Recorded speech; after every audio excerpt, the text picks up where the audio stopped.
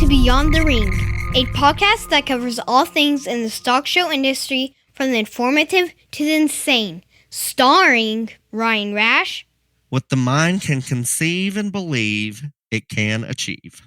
And Dale Hummel. Stand up, speak up, show up for something.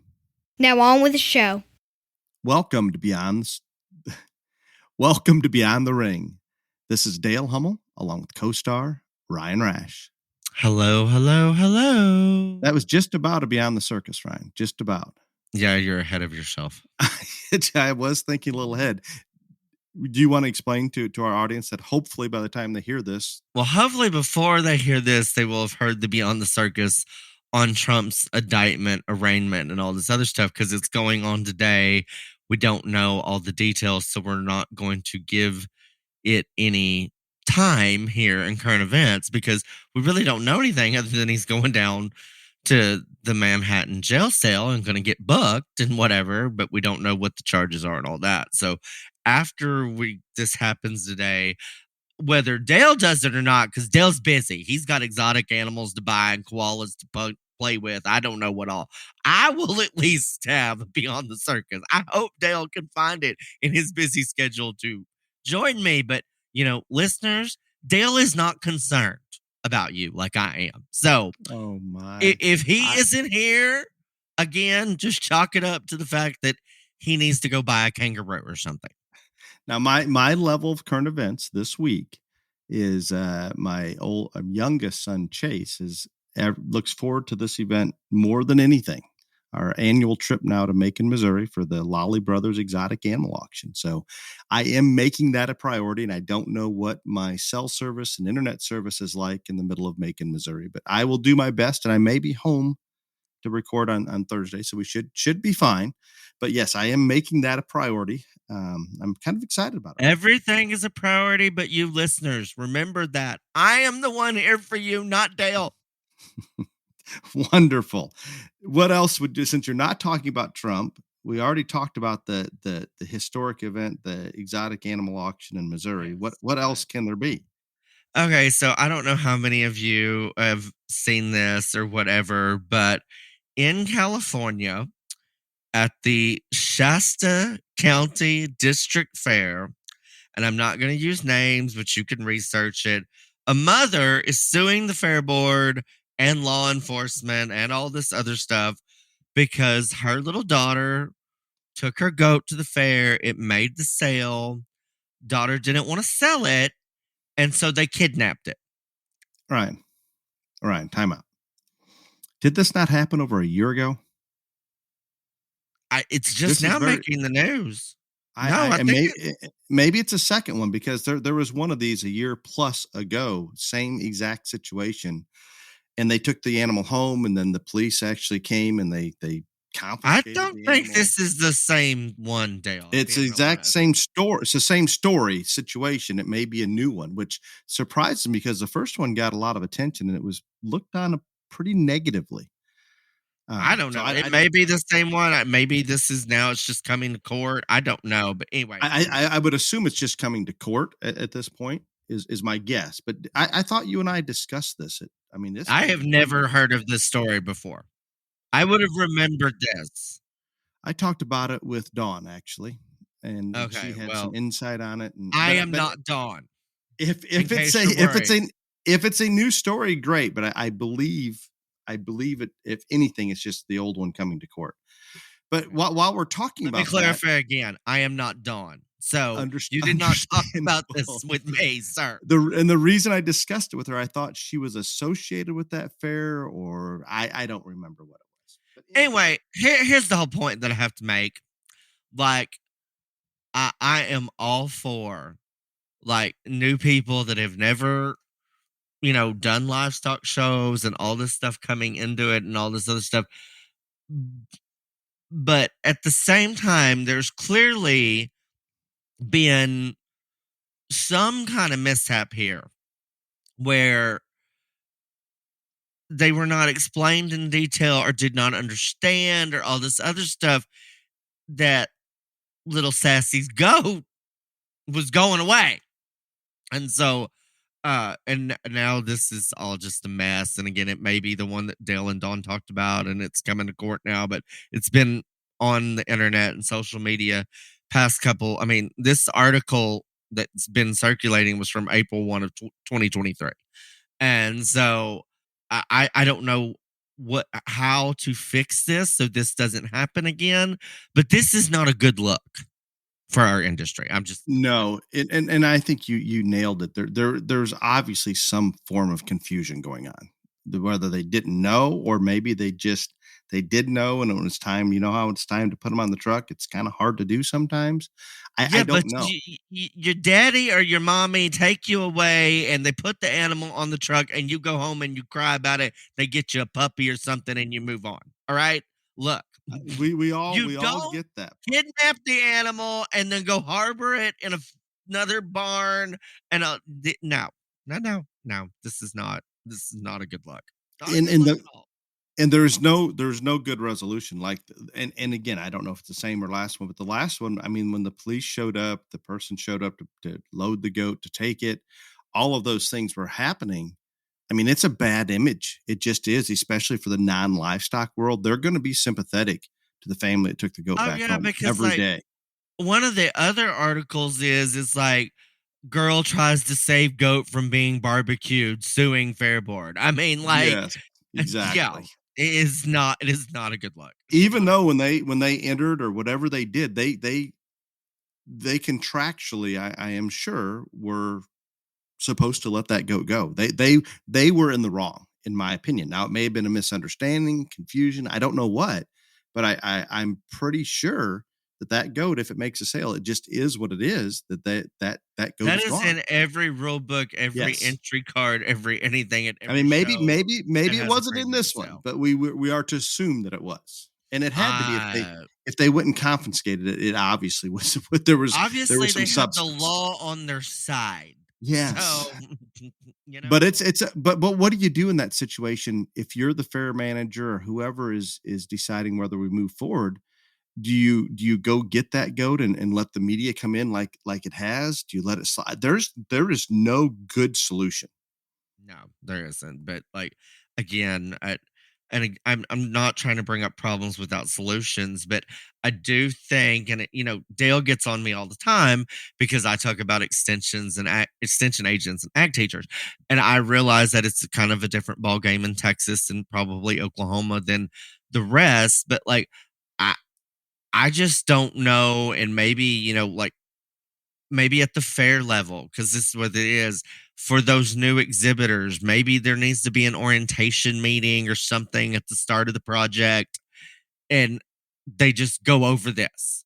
So they are fully aware and engrossed in the process that if Dolly, the pig, makes the sale, then Dolly is leaving and probably going to end up bacon.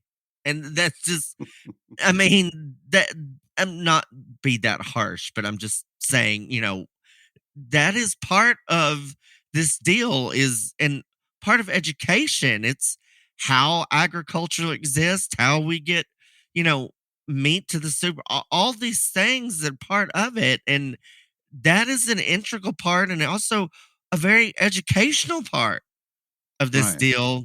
And anyway. You're trying to relate this to the real world. Do you realize that you went down that path a little bit? I'm not trying to relate that show animals need to look like real world animals. I'm saying that there are Okay. real world applications Got it. I to didn't want anybody to be livestock confused. showing. No, don't And want you're to right. get. And it's sad that 99.9% of the exhibitors are going to understand this, but I'm sure there are a few out there. And it seems like a lot of work to have that orientation meeting for those very few. But again, if they're unaware of it, somebody dropped the ball not making them aware of it somewhere in the process. My assumption is they were aware of it. Little Susie got very upset when it was time to go. They felt bad, so they hijacked the goat and took it home. Yeah. So now moving on to this other deal, and y'all know that I could give two hoots in hell about sports. Okay, like nothing, none. But obviously, there was this collegiate women's basketball game, and this Angel Reese person evidently showed like her ring finger to this Caitlyn person who everybody loves or whatever. And this is all this big drama and mess. And this Angel Reese person has said that she has no regrets on what she did. And now there are pictures of the Caitlyn person doing the same thing in a previous game in this tournament or Final Four, March Madness, whatever. I do not care. But like, really, people, y'all have taken up my whole Facebook feed for several days over this. Like, Are either of them trans by any chance? no, I'll get to that in a minute. Okay. I don't. They're both women, I think. But like, Lord, all I have to say about it is what I put on social media is my theory is proven right again. Less sports and more livestock shows. So that there. And Excellent. Congratulations to LSU and congratulations to Iowa. Two very large livestock. Y'all can all battle it out wherever, but I wish y'all would move on. That is my point. Just move on. Any other current events? Are we allowed to can I at least make mention that the media circus in New York right now is over the top? The number of people there. Oh, every cable network, every mainstream, they followed the plane from So what Florida. are they gonna get for footage camped out there, I assume in front of the courthouse? I don't know where they're even at. All I know is that the judge is not allowing cameras in the courtroom. There is a camera on the 15th floor. So like you'll be able to see something of him at least walking in to be fingerprinted. We don't know if there's going to be a mugshot or not. They keep going back and forth on that. There are no handcuffs, but I think for Trump's benefit, the more they handcuff, the more they mugshot, the more the better for his political campaign. yeah, I agree. But so I don't know on that. Then another thing on current events, and this leads into two things. And I put this up on Facebook the other day and it got absolutely no traction. But so Anheuser-Busch, Bud Light, which I'm just going to say, like, I see a lot of you stock show people drinking this beer around stock shows. They have partnered with a trans person. Mulvaney is the last name. I can't even think. I think Dylan Mulvaney. Lord, I don't remember now. But and they put its face on some Budweiser cans or Bud Light cans, and I don't know if they were in circulation or just sent to this person or whatever, but she did a video and all this social media thanking Bud Light, all this other stuff. Bud Light has come back and, defended their stance on this because this makes them authentic to their audience and all this other stuff. And like, again, this is just so dumb. Like, you're sounding a little bit trans racist, a little, just a touch. No, I'm probably real trans racist. I'm not gonna lie. You've got to be careful when you're going to those bars at night. They're gonna start seeking you out. I'm probably the most trans racist, but I just don't even know. Like, well, and it does not matter if it's this or any of the things, Pride Month, any of this other shit, and it doesn't have anything stuff. Like, I have never understood why companies pander to a small group of people for a month or whatever, and all this other stuff. I don't see how it helps sales because this has to offend more people that normally drink Bud Light than it doesn't. Whatever, all this other stuff. But so I think the bigger story here is, which I find interesting, is so the LGB community is now severing from the TQ plus community. There's this. I don't even know what that all stands for. Okay. So it used to be just LGB, lesbian, gay, bi. Then it was LGBT. Trans got added in there, and then it was queer, and for the Q, and then plus, because according to some of these Fruit Loops, there's like 123 uh ways you can identify and all this other stuff. So now there's like literally it's all over Twitter, and I'm like the LGB community is like severancing itself from the TQ plus community. And Great. again, yeah, and I am the worst gay person in the world, and we all know that. But like, I did find this little bit of literature about this very interesting, and the LGB people just say that the reason they're doing this is because lesbians, gays, and bis is sexuality is not an identity. They want equality, not privileges. They are born lesbian, gay, or bi, not changed into it. Uh, they are not attracted by gender identity, only by biological sex. Their sexuality can't be changed. All this other stuff where the, I don't even know what those other people believe, but like I said, they think there's 123 genders and all this other stuff. So again, not to educate y'all on all this, but I am a little proud that at least there are some other gay people out there that have some brains and they are several. I Because again, look at the trans shooter in Tennessee that shot the three children and the three adults and all this that targeted that Christian school. Like, I don't understand why anyone right now, as violent as the trans community has become, would want to have somebody on a beer can, much less have a national holiday for them like Biden did. But that's just me. Whatever. Okay, that I love this. So that brings up two things I want to touch on. Your logical bigger picture in this. There's no question that the Budweiser Corporation is aware that they're catering to a very small section when they have a whole bunch of redneck hillbillies drinking Bud Light that it probably doesn't help at all. So they're willing to lose a little bit of business for that CEO or somebody in that organization to prove a point, which it seems crazy to me. I'm with you on that. And the other thing is, according to the book that I've started writing, that I'm using you as my primary source of information, I would like to agree with the LGB community about it being you're born into. And Right. you and I have kind of discussed this. And when the book comes out, I think it'll be the New York Times bestseller top 10. Yeah. And Okay. yeah, it's going to be so good, guys. So stay tuned. It's just around the corner. And then the only other thing I have for current events is the spy balloon is back. The spy balloon. We have another one. No. But now, okay. no, not another one. But so It's in the news again.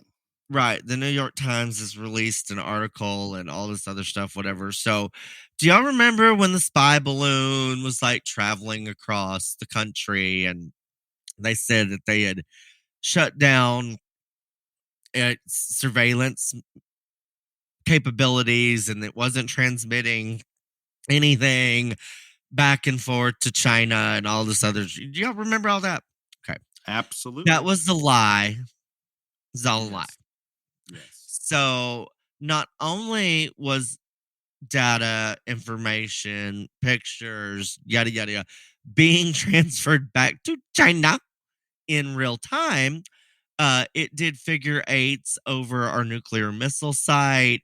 China was directing it the whole time where it wanted to go.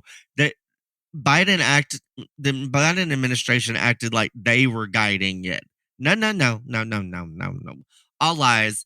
All this other stuff, like basically a Pentagon official has come out and like basically told the truth that all this information did go back to China.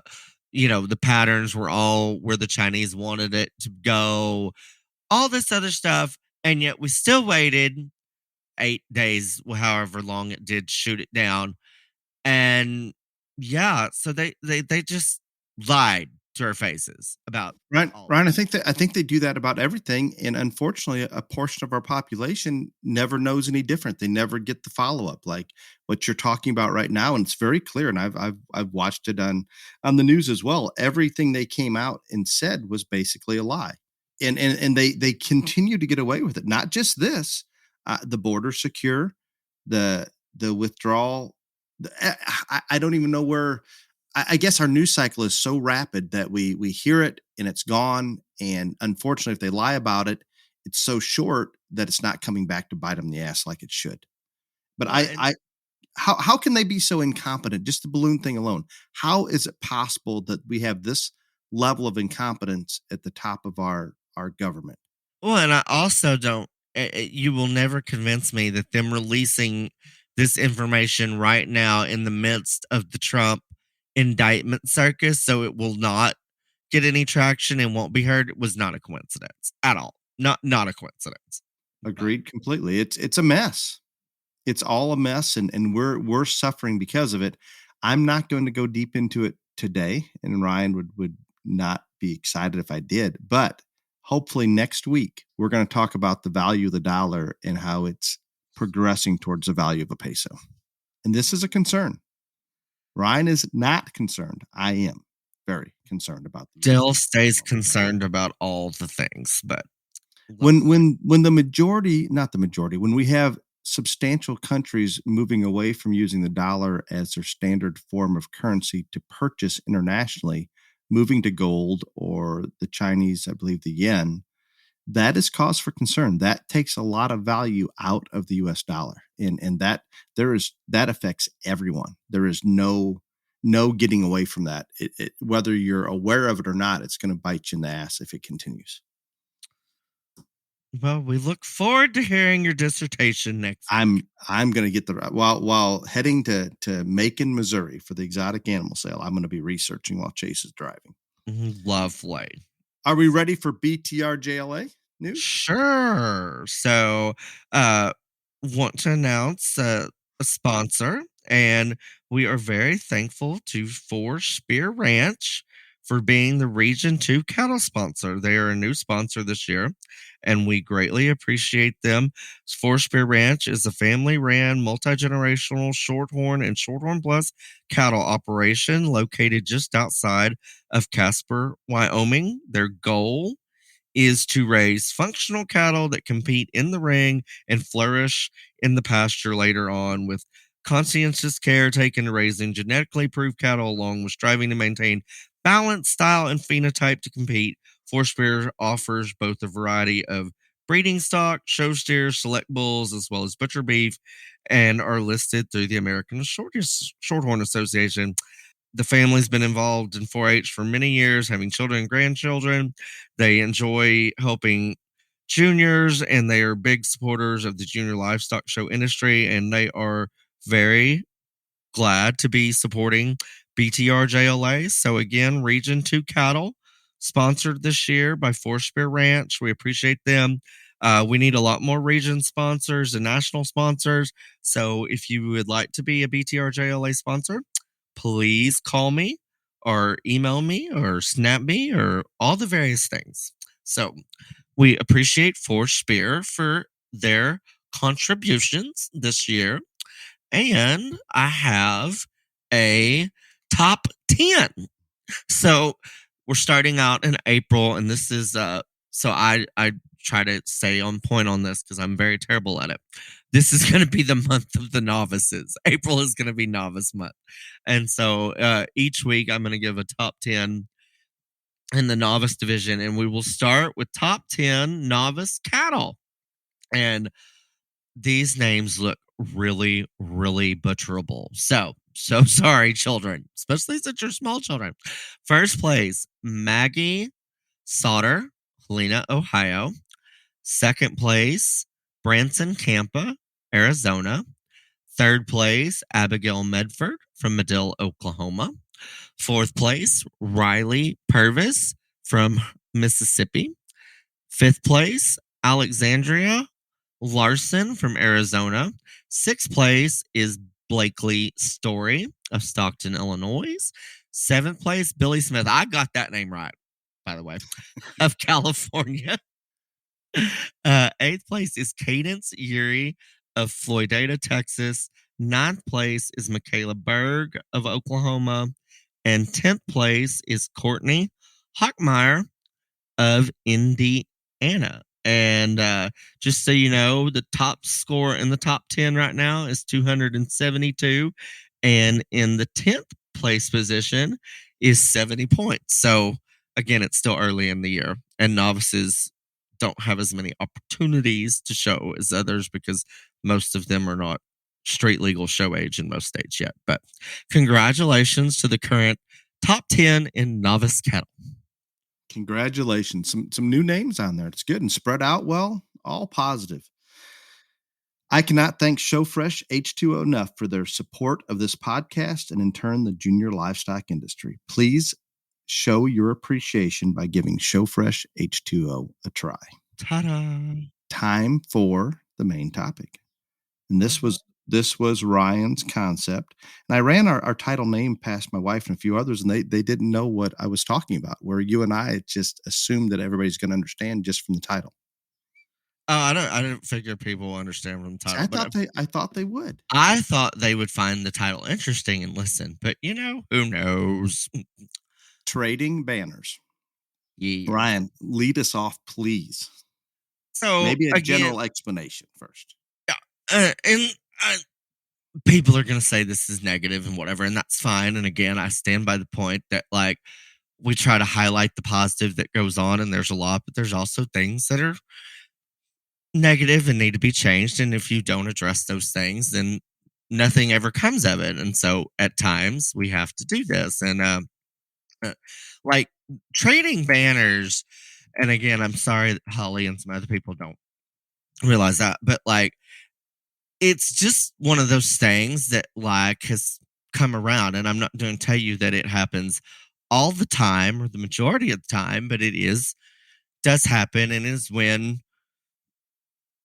judges not so much have a conversation, but banners get traded because this one's judging this show and the other one's judging that show and all this other stuff. And or somebody goes and buys this and does this. There's a million different things that we'll talk about, but that is kind of the overview of the topic for those that didn't get it from looking at it on social media or just hearing the podcast topic. So we could call this political. You could put it into a lot of different avenues, and I think to give some more perspective on it, Ryan, when I think about it, we oftentimes, and it can be breeders, brokers, can be any segment. Let's use breeders as an example. If a small group of them becomes very popular and the snowball effect happens where you judge one state fair or one national show and it continues, I can assure you in the past couple of years, I've had so many calls in the pig circles about, oh my, what's going on here? How did we get to this position? Because it looks like the same people were winning that were tied to the same people that were judging. And again, I'm not trying to be negative. It's just one of those things. And sometimes maybe it's only perception. Sometimes it's real, but I think we can dig into this pretty deep. I am going to share a story that happened to me. I'm not going to say when it happened or who it happened with or all this other stuff, but I do, just because this did happen to me and there were people there that did hear this. And so just so you know, it is real. This does go down. And you have to use names, time frame. No, I'm not. I'm not doing any of that because I'm not here to ruin anybody's name or anything like that. Or I think considering the attempt at sabotage, that maybe you should. No, I'm not going to do that, Dale. If you want to sell a story, then you do it. But I'm not doing that. All right. I don't want to, but I'd like to encourage you to, if that works. Yeah, exactly. Because you want me to be the bad person. But again, that has nothing to do with it. The point of this is to explain that this really does happen. It doesn't matter who did it or when it happened or what show. None of that matters. point is that it happens. And so I was approached by someone, and they just came out and said it, like, you're going to use me to win this show, and then I'm going to use you to win that show. And I was taken aback a little bit at first because, again, there were other people around us. And I was like, I had this person explain again.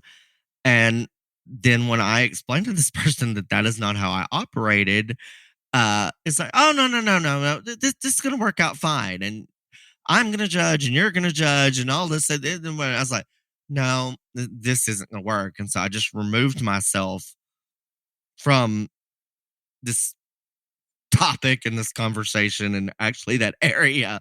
But I mean, it was just laid out just like this. This person walked up to me and said, hey, you're judging this show, da da da da da, and I'm judging this show, da da da da, and we're just going to trade out banners.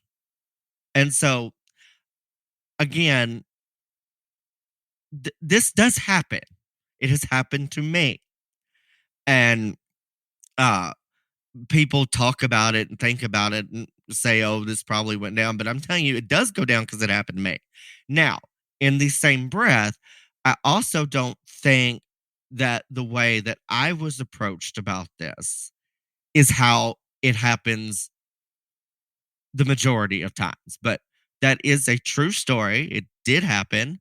And again, if someone will come up and breach this conversation with me, who I am very adamant on the fact that I don't play politic games. I don't do any of that stuff when I'm judging. I can't control what happens at any other time other than when I'm out there. And I'm on the record about this. I have lost so many friendships over,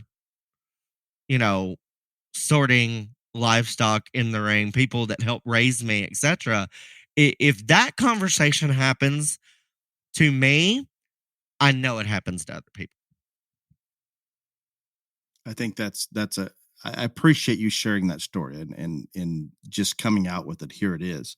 And I agree with you completely. I don't believe those conversations are the bulk of it, but there's no question there's that favor being done. And it doesn't matter if we're in the cattle ring, the sheep ring, the hog ring, the goat, it doesn't matter. It's across species, and it just happens. I can think back many, many years ago, and from memory, I remember this happening more in open breeding cattle shows than anything else. Maybe I was just more aware of that at the time.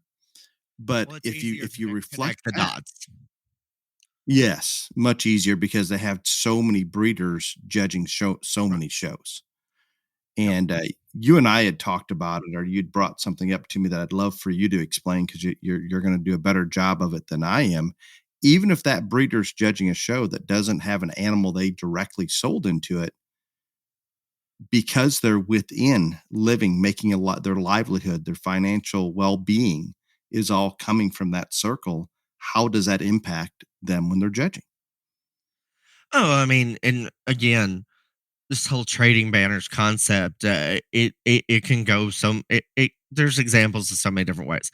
Just like you're saying that it's been the most talked about in open breeding cattle shows because, just like I said, it's easier to connect the dots there because a large majority of those national shows are judged by other breeders amongst that breed. And so, the guy or gal out there sorting today knows that in 3 months, this guy is judging the next big national show, and this other guy in 5 months is judging the next big national show.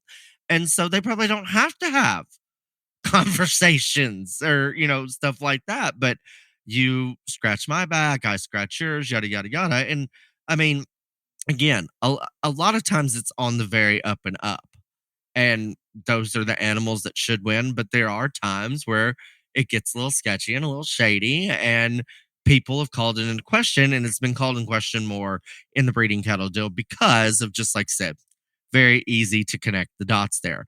It's also in the fact, just like Dale was alluding to, there when this is your livelihood and how you make your money, who comes and pays the big dollars at your sale, or who buys the, you know, high dollar one private treaty, or buys, multiple animals for a large sum. All of those things are kind of baked in the cake on this topic, because all of that has, to some extent, an influence.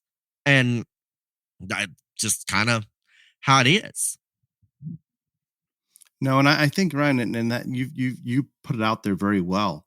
I think from a show manager standpoint, or those that are hiring the judges, and then I get the call to judge a goat show. They say, "Well, will you have any goats there?" And normally I'm avoiding any of those shows that are going to be shows that I know we've sold to that area in the past. They're likely to be there. I just take myself out of it. And on occasion, there'll be a jackpot show or something that, if I know there's just one family going that I have a good relationship with, I'd say, "Hey, I was asked to judge this show. Are you okay sitting out, not going to that one?" However, I think the show manager's perspective, or the people hiring judges, as long as there's not an animal that breeder sold going to that show, they're okay with it. But I want to come back to exactly what you were saying, Ryan, that when we have breeders that are selling stock across the country and sorting shows at the state fair levels, the national level, there's always going to be a conflict, even if none of their animals were directly in the show. They've sold plenty. There's been a lot of dollars come in from people that will be showing to that particular person. And the same with myself. If I were to go judge a Texas major, I've sold a lot of goats to a lot of different families that are actively showing down there. Now, if I was judging that, I'm sure that none of them would come to me, but it's still, no matter how hard I work at being No. Hold on. objective. Whoa. You Yeah. just said none of those families would come to you.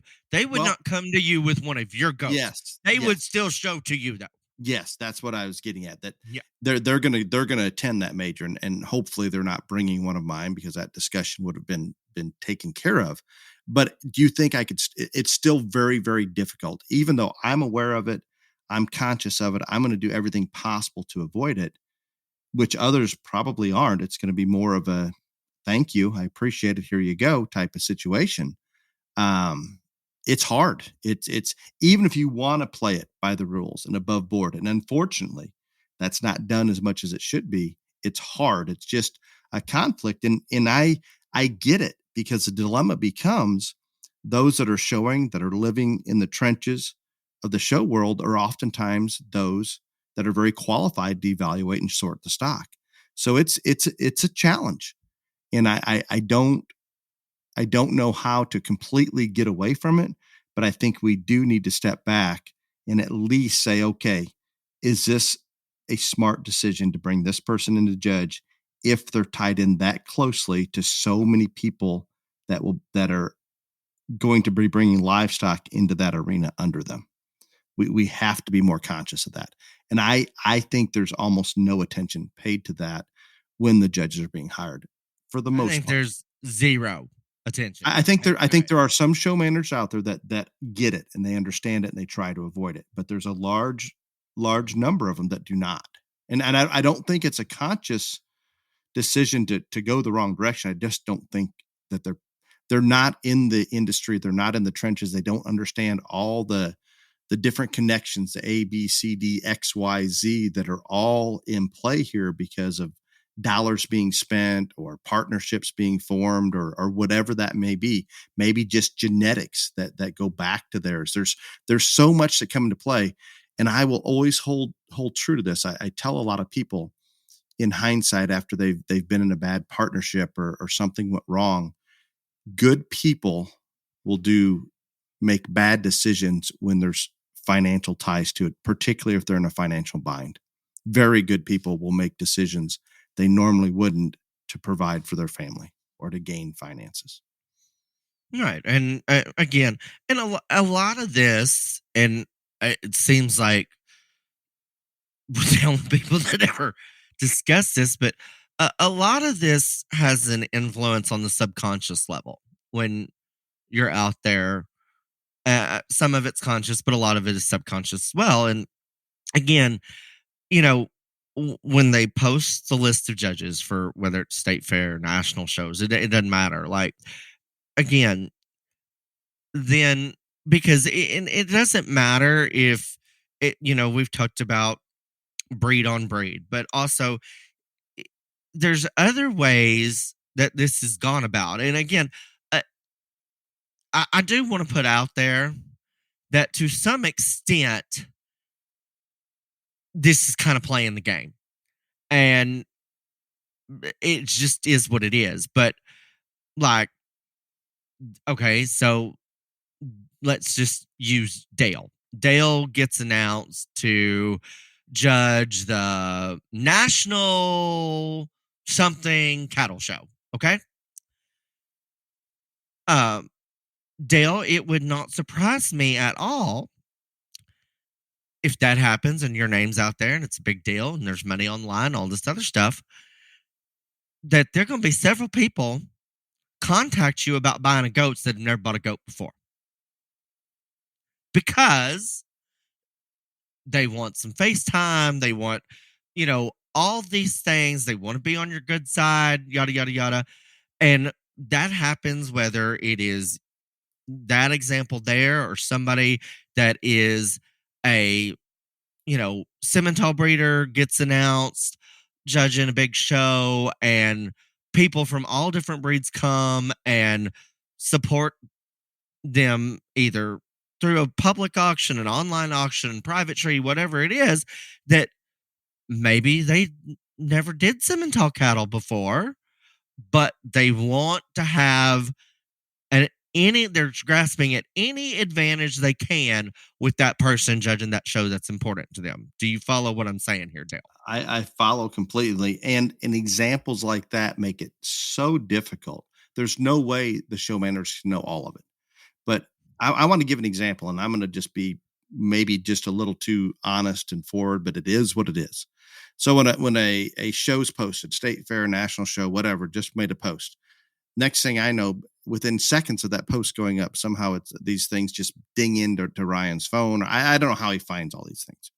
I get a text with a list of judges, and he and I are going through the same thing. How is this possible? Why would this decision be made? Because of exactly what we're talking about here. The dots aren't being connected at all, and if they are connected, then that's a disservice to our industry because it's not a good direction. So I'm hoping it's more about not knowing the situation than blatantly playing into it. And I get that. I understand what you're saying, that I think at that level, whatever, that there is a lot that they don't understand, they don't know, whatever. But whether it is just completely overlooking it or not knowing, I don't think it's an excuse. I'm just going to be super honest.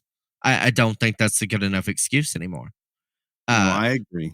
I think we're to the point that if you're going to be in that position and you're going to take that role at those shows, at this level, then maybe you're going to have to decide that you're going to have to dig deeper. You're going to have to form a committee, or you're going to have to do something that gives you more knowledge, because I promise you, there is not one single show announcement of any, size, scale, whatever, that immediately it happens, there's not 15 people texting me going, how the hell does this work? No, exactly. I get them on a regular basis. I mean, so if there's that many people in this, playing this game, knowing how this goes, understand it, then it is the responsibility of whoever is picking, hiring, deciding, yada, yada, yada, to go a little deeper and go the extra mile. Because again, this isn't just one person that's figuring this out. This is multiples. And, just like you were talking about, if you judge goats, your goats wouldn't be there and all this other stuff. And like I brought up the fact to you, yeah, those people won't show a goat to you. they're still going to come buy a goat from you. Or there's other people in similar situations, regardless of species, that XYZ is going to judge, this big deal. And maybe there's, you know, m- an exorbitant amount paid for something. Not saying that animal isn't worth that or valued at that, because especially if it's an online auction or a public auction, somebody had to push you to get there. In most cases, it's not just like somebody walked up and said, I am going to give $500,000 for this animal here. That's not how it works in an online or a public auction. But uh, I can remember vividly many, many years ago, uh, at a sale, steer sale, and all this other stuff, and we went really high on one, and we didn't get it. And but I remember the person who raised that animal came up and said, "Hey, I really appreciate y'all." I said, "Well, we didn't get it bought." He said, "No, but if it wouldn't have been for you, the other guy wouldn't have had to pay that much." And that really registered with me at that point. It's like, you know what? And so it's not just who actually writes the check or pays the money. It, in some of those big dollar deals, they're going to remember the person that pushed them to get that person to go that high. And so, in this thing of trading banners, I want people to know that there are so many ways, and a lot of them are very faint, uh, or go unnoticed by anybody other than probably that one person that's reaping the benefits from this. Uh, but there are a lot of different ways that this goes about and this happens. And again, I'm not saying that whoever is judging the next greatest market bear show is making, his or her sale only grossed 200,000 last year and now it's 1.2 million. Doesn't work like that. But you could go back and you could do research on this, and you could see that when someone has been announced as a judge at a show of importance, regardless of species, and the sales are public records, go see what the difference is in the sale when they weren't judging the big show and the sale when they were. It may not be dramatically drastic, but you can definitely tell there was an impact because they were judging that next big show. Excellent example. And I want to point out one more thing. I want to be very, very clear with this, because there are breeders out there, brokers, people within the industry, enthusiasts that have these connections and go out there and do a really good job sorting and block that part out.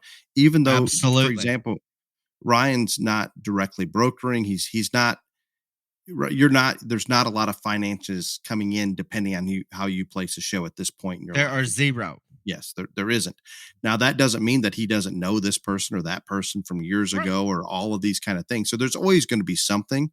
And I think we can go back, Ryan, to an episode we talked about allowing the show families to have more choice in who's judging those shows.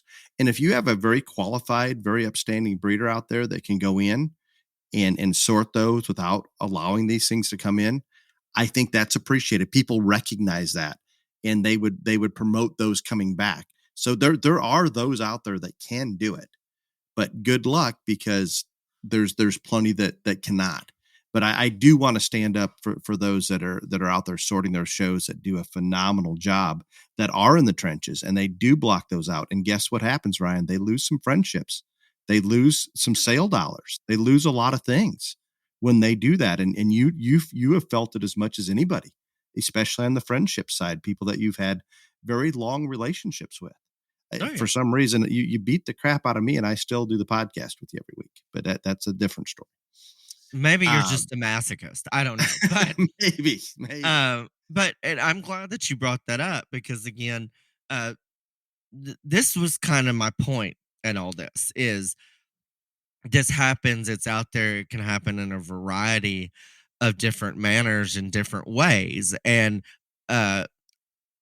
but what Dale just said is there are people that, regardless of that, can go out there and do a stand-up job, and they do, and they are out there. And I don't want anybody to think that Dale and I are saying if you are in a breed, you can't judge that breed, or if you breed goats, you can't judge goats. All that that wouldn't make sense. That doesn't make sense. Of course, the people that are involved in the industry have their finger on the pulse of it, and are actively involved in not just necessarily just breeding them, but being involved in the show world, all the things. Yes, those are the people that are going to be the most qualified to sort.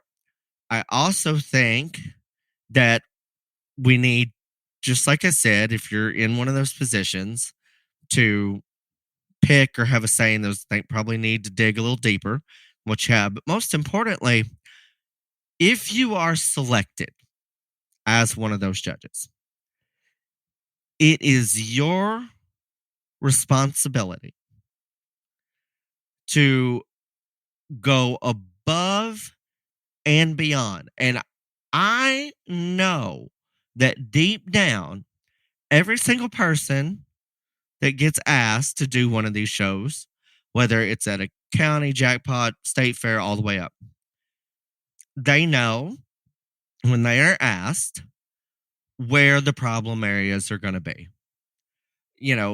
And we've had a podcast that nobody ever says no to judging shows, and it is true, and more people should, but they just don't. But where the problem areas are. The people that you are great friends with. The people that you have done business with. You know all the areas where your objectivity could be called into play pretty much as soon as you accept that job. Would you not agree with that, Dale? Absolutely. That's So- that you cannot argue that on any level. So when you accept it and you say yes, you know those things, you know where it can be. You owe it not only to yourself, but to every single exhibitor that spent the time, spent the money, spent the effort, all that to show an animal to you, to make sure when it is in those areas of objectivity might be questioned, that without a shadow of a doubt that is going down exactly how it should in your mind. And nobody can tell you, I'm not saying to beat every single one of your friends. I'm not. That's not what I'm saying. Or beat every single one of your bed and all that stuff. But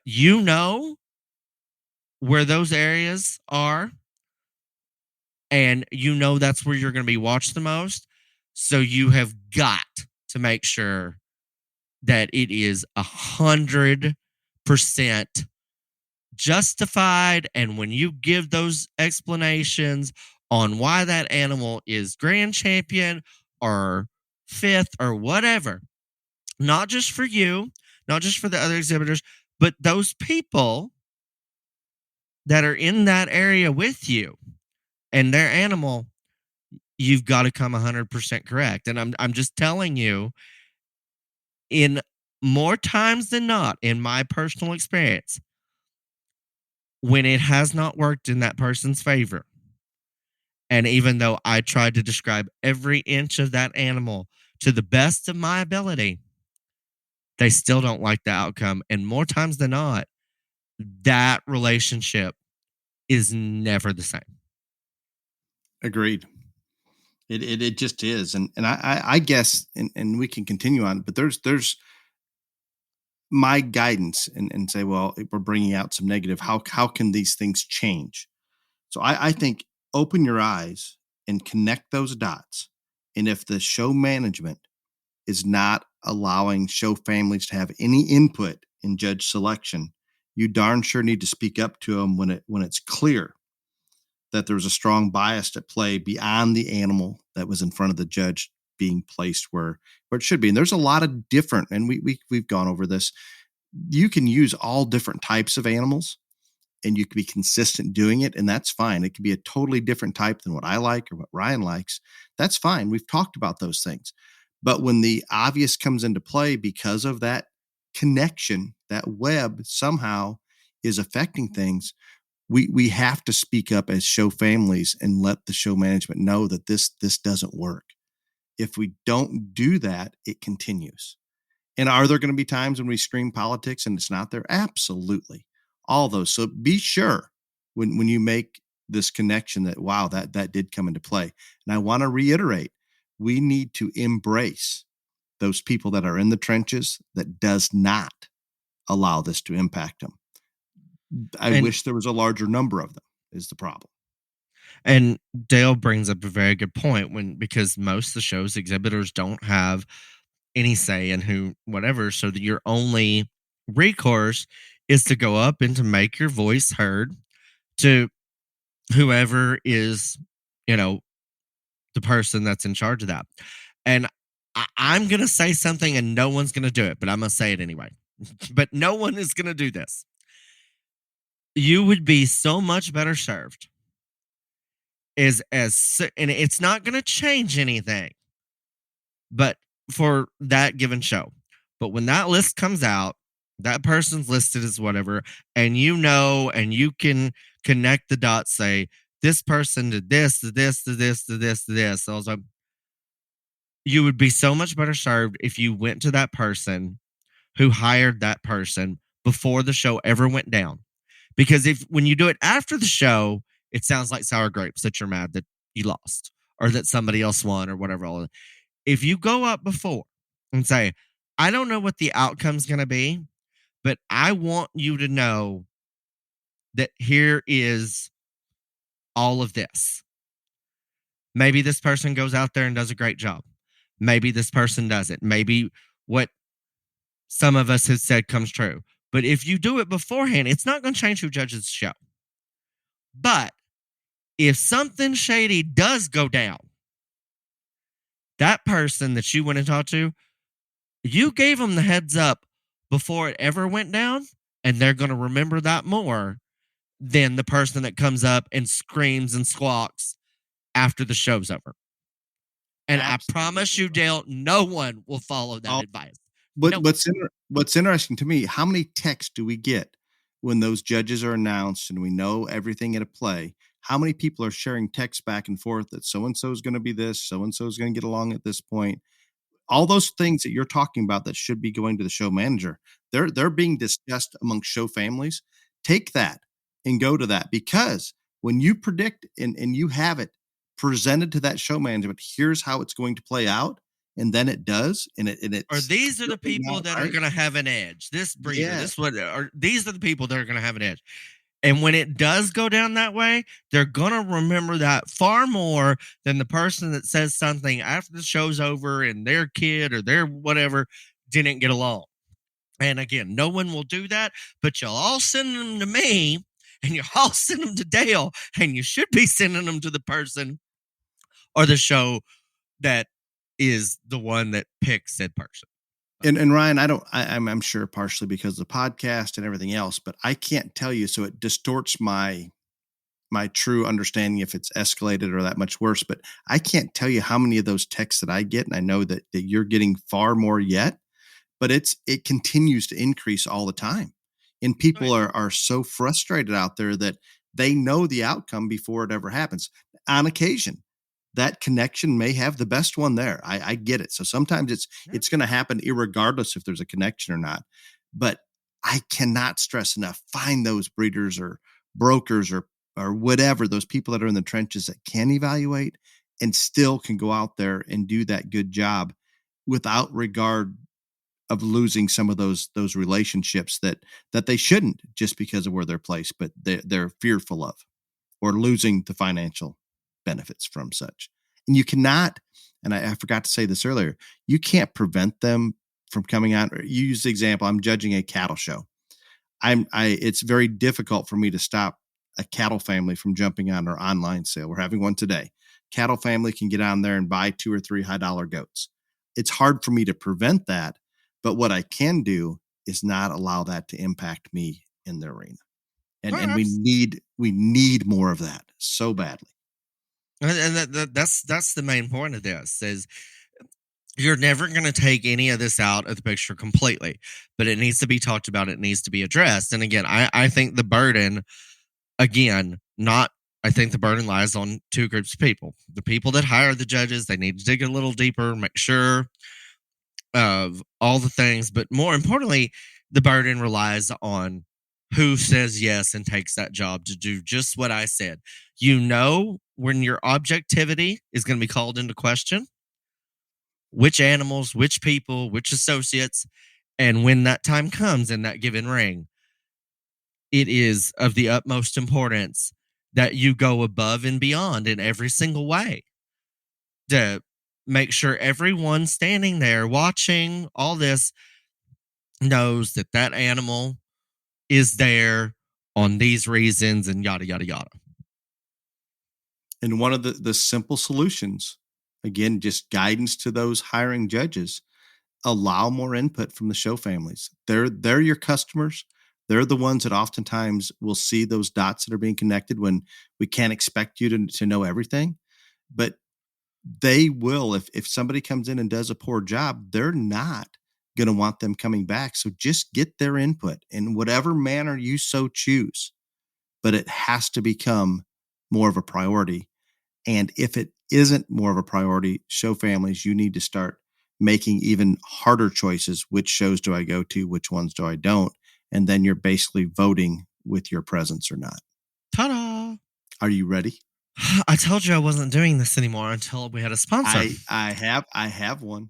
I've not seen a check. I did. You're not going to on this one. You are not going to. The sponsor for question and answer is my wife today with her litter of French Bulldog puppies. She does our graphic work, and I don't believe she charges us anything. So I thought that would be a good one. That works. It's a nice trade that she has a litter of puppies that she would like to keep them all. I would like them all to be gone. So she's not aggressively advertised them yet. But let's dive into the question because I know you like that part. Okay. So Holly, because you do our graphics, you get this one free question and answer. And I don't anymore believe Holly put you up to this, the man in the moon. I think this is you just trying to move the damn puppies. I do not want any more dogs in our house. We don't need any more. She'd love to keep But he's going to go to the exotic animal sale with the trailer and buy God knows what. And that's perfect. Yes. We can put a giraffe out in the pasture. We can not in the house. There's enough animals belong outside. That's just how it is. Okay. The first one comes from Adam. And this goes back to, I believe, our last week's episode, Fit, No Fit. Do the Texas jackpots that are no fit get as many or more entries than fit shows? At this point, that one. That is at this point, it's been going on so long, and there are so many more shows that are no fit than fit that there's really not that much difference in the entry numbers either way. Okay. And you attribute it because it's been going, there's so many non-fit shows, people have acclimated to that. Yes. And that's why that topic to me last week was very, very important to me, because I'm telling you, I have lived in a state where every single weekend when I was a kid, we might haul 10 or 12 animals, and every single one of them were fit. And we would go to a show on Saturday. We would break them down, wash them out, haul to another show, do it on Sunday, and do it all over again. And so there was nothing but fit shows. And over the years, this has become, it was fought at first and people were angry. And then, a bunch of people more and more just quit fighting because this has been a transgression over multiple years. And that's why that topic is so meaningful to me, is because I'm telling you, I have seen what can happen when just a little bit, a show or two starts this. eventually you will be Texas, or it has the possibility of being Texas. And I appreciate that, and I have witnessed that evolution from a distance in Texas without question. And I the last episode was very much in favor. If you're running a show and you don't want it to be a fit show, that's fine. If you want it to be fit, the exhibitors can decide if they want to go to it or not. But I want to acknowledge, Ryan, that you are correct. If it starts, there is a slippery slope there that it could go much further than what you want. In my ideal world, both exist, and the families make a choice what they want to go to. I see benefits in both, and I'd brought up that at the very top end of a no fit show, if it's a competitive show and those elite animals and elite families that are working the hardest at it, I believe that they're going to put as much or more time into it to make that animal look perfect in a non-fit show, almost look fit in a non-fit show. Having that hair trained and broke that well requires as much or more time than a fit show. So I can argue a lot of ways, but I also see, and you brought this to my attention, that there are people that don't want to do the work at home, and we can use adhesive to help out. And I get that part, but there are some that just don't want to do any of it. And that part is not the road we want to go down. The more time spent in the barn at home, the better. So whatever accomplishes that, I'm all in. Brian submits the next one. Week after week, you guys talk about supplements and the 20% rule. Curious, do you put beet pulp in the supplement category? That would greatly vary percentage of ration specifically in cattle. I do not put beet pulp as a supplement. I think it is a filler. So I do not consider it a supplement. I do not consider it a supplement either. However, there are products, and I'm going to pick on the pig world, that are primarily beet pulp that are sold for a small fortune. And beet pulp usually, traditionally speaking, is not that expensive, but it's cheap. It is, but all of a sudden we put it into a fancier bag and charge a bunch of money for it. It becomes a supplement in their mind. But I am with you. I don't put that in the category of supplement, but I do want to throw caution to the wind. Anytime we have a complete feed for any species, that complete feed is balanced, not just for, and I don't even, it's going to sound terrible. I don't care what your crude fat and crude protein is within a small range, as much as I want to get across the point. It's balanced to have your proportions of vitamins, minerals, your calcium phosphorus ratio specifically in check. And when we get these proportions out of whack by throwing a lot of beet pulp in, but that's the least of our concern compared to other, what I call supplements that are fed at excessive amounts, but still be a little bit careful. And I think beet pulp it's the last of our worries in cattle about getting some of those ratios out of whack. But anything that we add extra, if we're relying on that complete feed as our basis of making sure those animals are going the right direction and we're not putting a lot of thought into it, always be careful with adding more to that. But I see beet pulp not that much different than providing more hay or on full forage or whatever it may be. As long as our grain portion of the diet stays consistent, I think we're okay. But that's a good question. And I'm with Ryan. I do not consider it a supplement, even though sometimes it is portrayed as that. The next question comes from Holly, not my wife. I'm not sure which Holly. I've seen a couple Facebook forums. The question as to whether parents can or should be going in the arena with younger kids, peewee/younger junior members, to help if needed during the class. The debate, should it be a parent, another older adult youth that gets to help? What are your thoughts? I don't care.